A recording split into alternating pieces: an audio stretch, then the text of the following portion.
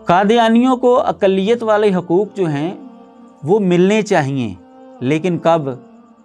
जब वो ख़ुद को अक़लियत मान लें, और अक़लियत मानने के बाद उनको डिक्लेयर करना पड़ेगा कि वो अक़लियत की कौन सी किस्म है। ईसाई जो हैं वो अक़लियत है पाकिस्तान के अंदर, वो अपने आप को ईसाई जो हैं वो शो करते हैं। सिख अक़लियत है, वो अपने आप को सिख के नाम से जो हैं वो अक़लियत समझते हैं। बहाई जो हैं वो अपने आप को बहाई कहते हैं।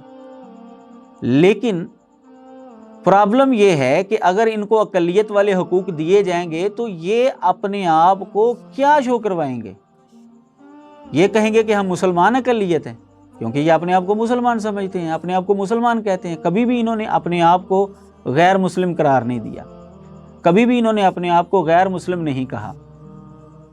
तो अक़लियत वाले इनको हुकूक मिल सकते हैं, लेकिन उसके लिए ज़रूरी है कि ये अपने आप को अक़लियत समझें और डिक्लेयर करें कि ये क्या है।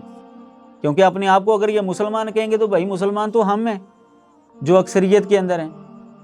अगर वो मुसलमानों वाली इस्तिलाहात इस्तेमाल करेंगे तो भाई फिर हम इस्तिलाहात कौन सी इस्तेमाल करेंगे। तो ये अक़ली एतबार से अगर आप इसको समझेंगे, मज़ीद जो है ये बात वाज़ेह हो जाएगी। इन्होंने मुसलमानों की इस्तिलाहात जो है वो अपने लिए जो है वो रख ली और मुसलमानों को ये दायरा इस्लाम से खारिज करार देते हैं।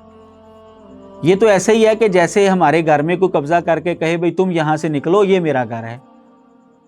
तो भाई अक़लियत वाले इनको अगर हकूक़ देने हैं तो ये अपने आप को अक़लियत तस्लीम करें, और अक़लियत तस्लीम करने की सूरत ये है कि ये अपने आप को वाज़ेह तौर पर बताएं कि ये गैर मुस्लिम है, इनका मज़हब ये है, इनके अकायद और नज़रियात ये हैं। मुसलमानों वाली इस्तिलाहात वो हरगिज़ इस्तेमाल ना करें।